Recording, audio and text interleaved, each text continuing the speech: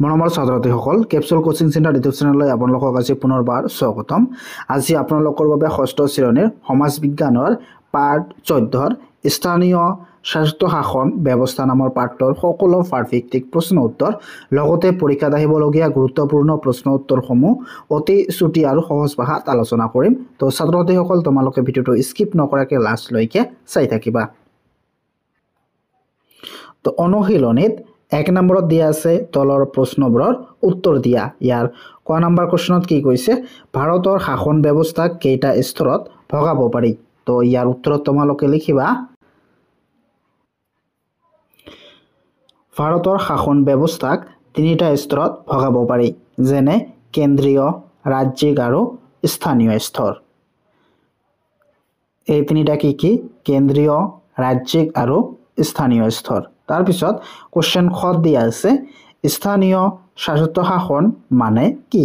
তো ইয়াৰ উত্তৰত তোমালোকে লিখিবা প্ৰতিখন ঠাইৰে অঞ্চল ভিত্তিক কিছুমান নিজা নিজা সমস্যা থাকে।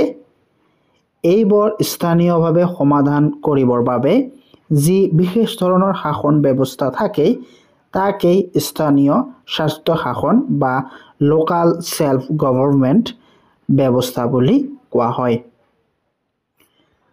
তাৰ পিছত কোৱেশ্চন গ দিয়া আছে স্থানীয় স্বায়ত্ত শাসন প্ৰয়োজনীয়তা কি উল্লেখ কৰা।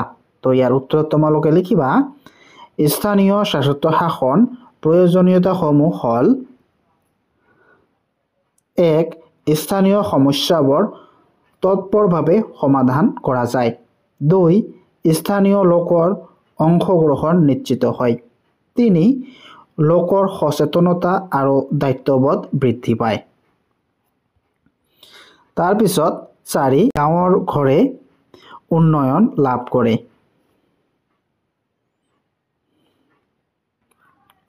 তাৰ পিছত অনুশীলনী 2ৰ 1 নম্বৰত দিয়া আছে তলৰ প্ৰশ্নবোৰৰ উত্তৰ দিয়া। ইয়াৰ ক নম্বৰ কোৱেশ্চনত দিয়া আছে স্থানীয় চৰকাৰ বুলি কাক অভিহিত কৰা হয়? তো ইয়াৰ উত্তৰত তোমালোকে লিখিবা স্থানীয় চৰকাৰ বুলি স্থানীয়ভাৱে গঠিত স্বায়ত্তশাসিত গোটক যেনে গাঁও পঞ্চায়ত, পৌৰসভা আদিক অভিহিত কৰা হয়।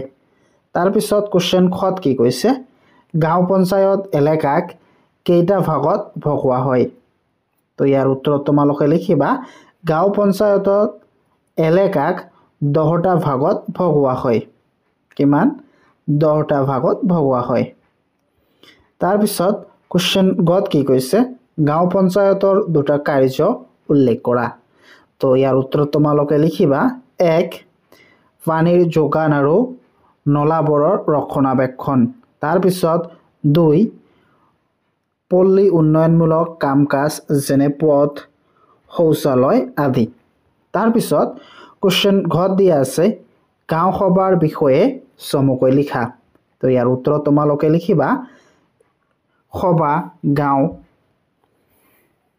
পঞ্চায়ত এলেকাৰ ভিতৰত ভোটাধিকাৰ থকা লোকসকলে মিলি গাঁও সভা গঠন কৰে। গাঁও সভাৰ বৈঠকত পঞ্চায়তৰ সভাপতিজনে সভাপতিত্ব কৰে।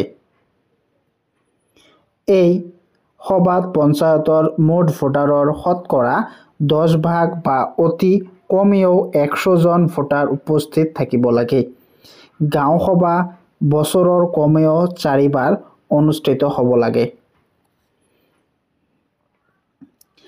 গাঁও সভাৰ বৈঠকত গাঁও পঞ্চায়তৰ অন্তৰ্গত এলেকাৰ সমস্যাবোৰ আলোচনা কৰা হয় আৰু ইয়াৰ সমাধানৰ পথ নিৰ্ধাৰণ কৰা হয়। অৰ্থাৎ গাঁও সভাই গাঁও পঞ্চায়তক ইয়াৰ কাম কাজ সম্পাদনত প্ৰয়োজনীয় সহায় আৰু পৰামৰ্শ আগবঢ়ায়।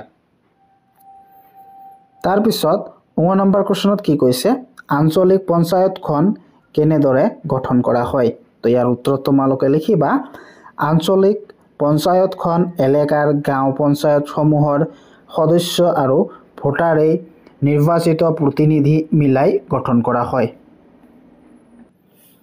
তাৰ পিছত 9 নম্বৰ কোৱেশ্চনত দিয়া আছে আঞ্চলিক পঞ্চায়তখন কেনেদৰে গঠন কৰা হয়? ইয়াৰ উত্তৰত তোমালোকে লিখিবা আঞ্চলিক পঞ্চায়তখন এলেকাৰ গাঁও পঞ্চায়তসমূহৰ সদস্য আৰু ভোটাৰে নিৰ্বাচিত প্ৰতিনিধি মিলাই গঠন কৰা হয়। তাৰ পিছত কোশ্চেনছত দিয়া আছে ভাৰতৰ কোন ৰাজ্যৰ কোনখন জিলাত পোন প্ৰথমবাৰৰ বাবে গাঁও পঞ্চায়ত গঠন কৰা হৈছিল।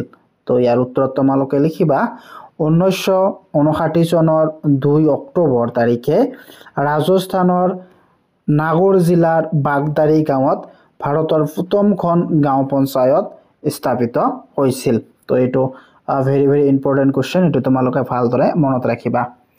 কোন জিলাত আৰু কোন ৰাজ্যত ৰাজস্থানৰ নাগৰ জিলাৰ বাগদাৰী গাঁৱত ভাৰতৰ প্ৰথমখন গাঁও পঞ্চায়ত স্থাপিত হৈছিল আৰু কিমান চনত 1959 চনৰ 2 অক্টোবৰ তাৰিখে।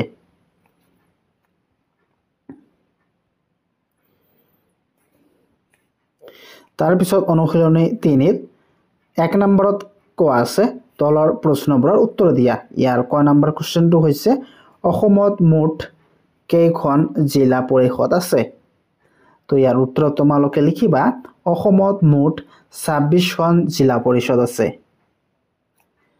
তাৰপিছত কোশ্চেন খ দিয়া আছে গাঁও অঞ্চলৰ স্থানীয় স্বায়ত্তশাসন আইনৰ উৎসসমূহ কি কি।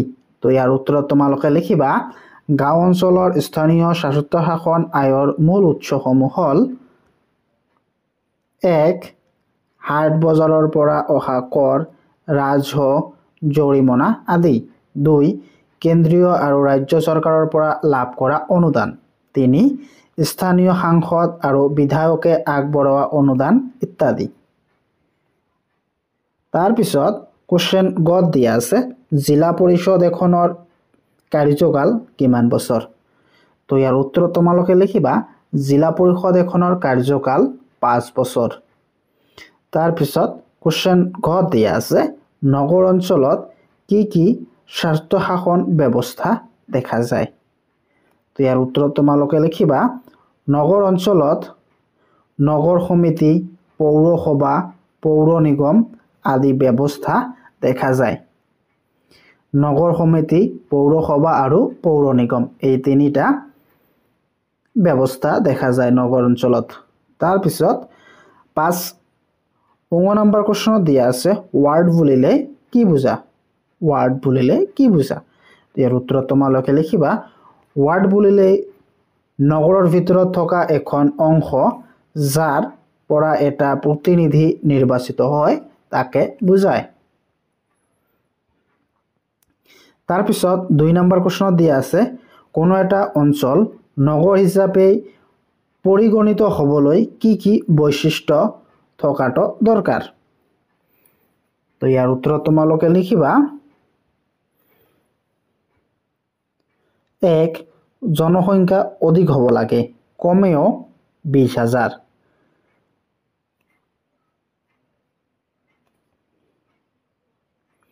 কোনো অঞ্চল নগৰ হিচাপে পৰিগণিত হ'বলৈ কমেও 20,000 জনসংখ্যা থাকিব লাগিব। তাৰপিছত ঘনবসতি থাকিব লাগিব। 3 নাগৰিক সুবিধাৰ প্ৰয়োজন যেনে পথ পানী এইবিলাক থাকিব লাগিব আৰু আয়ৰ নিৰ্দিষ্ট সীমা অতিক্ৰম কৰা। তাৰপিছত 3 নম্বৰ কোশ্চনত কি কৈছে নগৰ অঞ্চলৰ স্থানীয় শাসন ব্যৱস্থা স্তৰ কেইটা গঠন প্ৰণালী বৰ্ণনা কৰা। তো নগৰ অঞ্চলৰ শাসন ব্যৱস্থা স্তৰ কেইটা গঠন প্ৰণালী এনে ধৰণৰ অনুষ্ঠান যেনে নগৰ সমিতি ইয়াৰ সদস্যৰ সংখ্যা 7 পৰা 20 জন। ইয়াৰ মুৰব্বী হ'ল সভাপতি আৰু সদস্যৰ পদবী হ'ল ৱাৰ্ড কমিশনাৰ আৰু ইয়াৰ কাৰ্যকাল হ'ল 5 বছৰ। তাৰপিছত পৌৰসভা ইয়াৰ সদস্যৰ সংখ্যা হ'ল 10 পৰা 30 জন আৰু ইয়াৰ মুৰব্বী পৌৰসভা আৰু ইয়াৰ মুৰব্বী হ'ল কমিশনাৰ আৰু ইয়াৰ কাৰ্যকাল 5 বছৰ।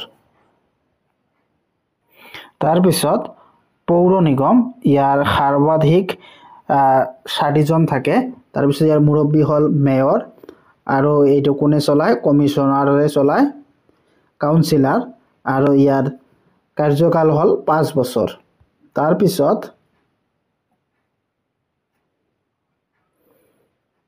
নগৰ স্বায়ত্তশাসন ব্যৱস্থাৰ কাম-কাজ তলত উল্লেখ কৰা হ'ল ইয়াৰ কাম-কাজসমূহ কি হাট বজাৰ নিৰ্মাণ আৰু ৰক্ষণাবেক্ষণ 2 বৃত্তিমূলক প্ৰশিক্ষণ ব্যৱস্থা 3 বিশুদ্ধ খোৱা পানী আৰু স্বাস্থ্য সেৱা নিশ্চিতকৰণ 4 ৰাজহুৱা পুথিভঁৰাল কলা সাংস্কৃতিক কেন্দ্ৰ আদি স্থাপন 5 শ্মশান কবৰস্থান আদিৰ নিৰ্মাণ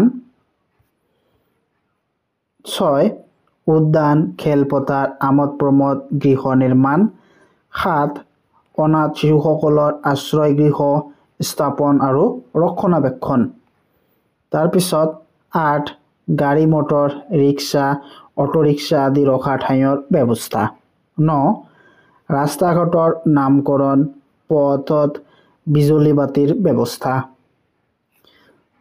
আৰু 10 প্ৰাকৃতিক দুৰ্যোগৰ সময়ত প্ৰয়োজনীয় সহযোগিতা আগবঢ়োৱা 11 নগৰৰ নলা নৰ্দমা ৰাস্তা ঘাট প্ৰসাৱঘৰ শৌচাগাৰ আদি নিৰ্মাণ তাৰপিছত 12 দৰিদ্ৰ লোকক স্বাৱলম্বী হোৱাৰ বাবে আৰ্থিক সহযোগিতা আগবঢ়োৱা আৰু আত্মসহায়ক গোট গঠন কৰা তাৰপিছত অনুশীলনী 4 কি কৈছে তলত দিয়া প্ৰশ্নবোৰৰ উত্তৰ লিখা তো ইয়াৰ 1 নম্বৰ প্ৰশ্নত কি কৈছে ভাৰতৰ সংবিধানৰ কোনটো অনুসূচীৰ কিমান নম্বৰ অনুচ্ছেদৰ আধাৰত স্বায়ত্তশাসিত জিলা পৰিষদ গঠন কৰা হৈছে তো ইয়াৰ উত্তৰ তোমালোকে লিখিবা ভাৰতৰ সংবিধানৰ 6ষ্ঠ অনুসূচী যাক 6 শিডিউল বুলি কোৱা হয় আৰু 244 অনুচ্ছেদৰ আধাৰত স্বায়ত্তশাসিত জিলা পৰিষদ গঠন কৰা হৈছে তো এইটো ভেৰি ইম্পৰ্টেন্ট কোৱেশ্চন এটা তোমালোকে ভালদৰে মনত ৰাখিবা কিমান নং অনুসূচী 6ষ্ঠ অনুসূচী যাক আমি 6 শিডিউল বুলি কওঁ আৰু 244 অনুচ্ছেদৰ আধাৰত স্বায়ত্তশাসিত জিলা পৰিষদ গঠন কৰা হৈছে তাৰ পিছত 2 নম্বৰ প্ৰশ্নত দিয়া আছে বিটিআৰৰ সম্পূৰ্ণ ৰূপটো কি ইয়াৰ উত্তৰ তোমালোকে লিখিবা বিটিআৰৰ সম্পূৰ্ণ ৰূপটো হ'ল বড়োলেণ্ড টেৰিটৰিয়েল ৰিজন অসমীয়া এনেদৰে লিখিবা বড়োলেণ্ড টেৰিটৰিয়েল ৰিজন তাৰ পিছত 3 নম্বৰ প্ৰশ্নত কি কৈছে অসমত মুঠ কিমানখন স্বায়ত্তশাসিত পৰিষদ আছে ইয়াৰ উত্তৰ তোমালোকে লিখিবা অসমত মুঠ 6খন স্বায়ত্তশাসিত পৰিষদ আছে তাৰ পিছত 4 নম্বৰত কি কৈছে অসমৰ কোন কেইখন জিলাত পঞ্চায়ত ব্যৱস্থা নাই তো ইয়াৰ উত্তৰ তোমালোকে লিখিবা অসমৰ বৰদ্ৰৱা বজালি তামুলপুৰ আৰু বাক্সা জিলাত পঞ্চায়তৰ ব্যৱস্থা নাই তো ইয়াত অতিৰিক্ত প্ৰশ্ন উত্তৰত 1 নম্বৰত দিছে তলত প্ৰশ্নবোৰৰ শুদ্ধ উত্তৰটো বাছি কাষৰ চিহ্নটো পূৰ কৰা তো ইয়াৰ ক নম্বৰ প্ৰশ্নত কি কৈছে পঞ্চায়তৰ সভাপতিজনক কোনে নিৰ্বাচিত কৰে তো ইয়াৰ অপচনত কি দিছে 1 পঞ্চায়তৰ সদস্যসকলে 2 স্থানীয় বিষয়াসকলে বা বিধায়ক কাৰিগৰাকীয়ে 3 গাঁৱৰ ৰাইজে আৰু 4 গাঁৱৰ ভোটদাতাসকলে তো ইয়াৰ 1 নম্বৰ অপচনটো শুদ্ধ হ'ব পঞ্চায়তৰ সদস্যসকলে তাৰ পিছত কোৱেশ্চন খ দিয়া আছে তলৰ কোনটো কাৰণত তুমি পঞ্চায়তৰ সভাপতিৰ কাষলৈ যাবা তাৰ অপচন 1 নম্বৰ অপচনত দিছে তেওঁলোকৰ ক্ষীৰতি গাইজনী হেৰালে অপচন 2ত দিছে দৰিদ্ৰ সীমাৰেখা তলৰ যেনে বিপিএল মানুহৰ উন্নয়ন বিচাৰি 3 তোমাৰ বিদ্যালয়লৈ যোৱা পথটো মেৰামতিৰ বাবে আৰু 4 অসমৰ বাহিৰৰ পৰ্যটনস্থলী চাবলৈ যোৱাৰ কাৰণে ধন বিচাৰি তো ইয়াৰ শুদ্ধ অপচনটো হ'ব তোমাৰ বিদ্যালয়লৈ যোৱা পথটো মেৰামতিৰ বাবে তাৰ পিছত গদ দিয়া আছে তলৰ কোনটো গাঁও পঞ্চায়তৰ দৰকাৰী অংগ 1 সভাপতি 2 চুবুৰী 3 মহিলা সদস্য আৰু 4 কমেও 2খন গাঁও তো ইয়াৰ শুদ্ধ অৰ্থ হ'ব 1 সভাপতি তাৰপিছত ঘত দিয়া আছে গাঁও সভাত তলত উল্লেখ কৰা কোনবোৰ কথা আলোচিত হয় 1 গাঁৱৰ উন্নয়নৰ কথা 2 নিজৰ নিজৰ সমস্যাৰ কথা 4 ভাষাৰ উন্নতিৰ কথা আৰু 3 ভাষাৰ উন্নতিৰ কথা আৰু 4 খেল ধেমালিৰ অনুষ্ঠিত কৰাৰ কথা তো ইয়াৰ শুদ্ধ কোনটো হ'ব 1 গাঁৱৰ উন্নয়নৰ কথা দিয়া আছে আঞ্চলিক পঞ্চায়ত এখন কাৰ দ্বাৰা গঠিত হয় 1 গাঁও পঞ্চায়ত এলেকাৰ পৰা নিৰ্বাচিত হৈ অহা সদস্যসকলৰ দ্বাৰা 2 মেয়ৰসকলৰ দ্বাৰা 3 পঞ্চায়ত সভাপতি নিৰ্বাচিত হৈ অহা সদস্যসকল আৰু স্থানীয় বিধায়ক আৰু সংবাদসকলৰ দ্বাৰা 4 অঞ্চলটোৰ সকলো বিষয়া আৰু কৃষকৰ দ্বাৰা তো ইয়াৰ শুদ্ধ কোনটো হ'ব অপচন 3 পঞ্চায়তৰ সভাপতি নিৰ্বাচিত হৈ অহা সদস্যসকল আৰু স্থানীয় বিধায়ক আৰু সাংসদসকলৰ দ্বাৰা 2 নম্বৰত দিয়া আছে অসমৰ পাহাৰীয়া অঞ্চলত স্থানীয় স্বায়ত্তশাসিত পৰিষদ দুখনৰ নাম তলৰ বাকচত লিখা তো এই নাম দুটা কি কাৰ্বি আংলং স্বায়ত্তশাসিত পৰিষদ আৰু 2 ডিমা হাছাও স্বায়ত্তশাসিত পৰিষদ 3 নম্বৰত দিয়া আছে তলত নগৰবোৰৰ কোনখন পৌৰসভা আৰু কোনখন পৌৰ নিগম লিখা কি দিয়া আছে ডিব্ৰুগড় গুৱাহাটী যোৰহাট দিল্লী কলিকতা গোলাঘাট নলবাৰী গোৱালপাৰা আৰু বঙাইগাঁও তো ডিব্ৰুগড়টো হৈছে পৌৰসভা গুৱাহাটী পৌৰ নিগম যোৰহাট পৌৰসভা দিল্লী পৌৰ নিগম কলিকতা পৌৰ নিগম গোলাঘাট পৌৰসভা নলবাৰী পৌৰসভা গোৱালপাৰা পৌৰসভা আৰু বঙাইগাঁও পৌৰসভা তাৰপিছত 4 নম্বৰত কি কৈছে তলত দিয়া অসমৰ মানচিত্ৰত বিটিআৰ অঞ্চলটো চিহ্নিত কৰা তো এটা তোমালোকে মানচিত্ৰ চাই নিজে নিজে কৰিবা তাৰপিছত 5 নম্বৰ দি আছে ক অংশৰ লগত খ অংশ মিলোৱা সভাপতি হ'ব কি গাঁও পঞ্চায়ত পৌৰ নিগম ডাঙৰ নগৰ শাসন বিটিআৰ স্বায়ত্তশাসিত জিলা পৰিষদ আৰু মেয়ৰ পৌৰ নিগমৰ মুৰব্বী